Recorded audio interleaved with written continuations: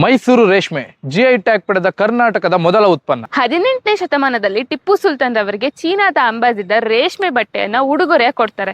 ಅದರ ಕ್ವಾಲಿಟಿಯನ್ನ ಕಂಡ ಟಿಪ್ಪು ಸುಲ್ತಾನ್ ರವರು ಚೀನಾ ಮತ್ತು ಬೆಂಗಾಲ್ಗೆ ರೇಷ್ಮೆಯನ್ನ ನೇಯ್ಗೆ ಮಾಡೋದನ್ನ ಕಲಿತು ಅದರ ಮೊಟ್ಟೆಯನ್ನ ತರೋದಕ್ಕೆ ಅಂತ ಇಲ್ಲಿಂದ ಜನರನ್ನ ಕಳಿಸ್ತಾರೆ. ಹೀಗೆ ಮಲ್ಬೆರಿ ಗಿಡದ ಜೊತೆ ರೇಷ್ಮೆ ಮೈಸೂರಿಗೆ ಕಾಲಿಡುತ್ತೆ. ಟಿಪ್ಪುವಿನ ಮರಣದ ನಂತರ ಉತ್ತುಂಗದಲ್ಲಿದ್ದ ರೇಷ್ಮೆ ಉದ್ಯಮ ಕುಸಿತ ಕಾಣುತ್ತೆ. ನಂತರ 1893ರಲ್ಲಿ ಜಮ್ಶೆಡ್ಜಿ ಟಾಟಾರವರು ಜಪಾನ್ಗೆ ಟೂರ್ ಹೋಗಿರ್ತಾರೆ.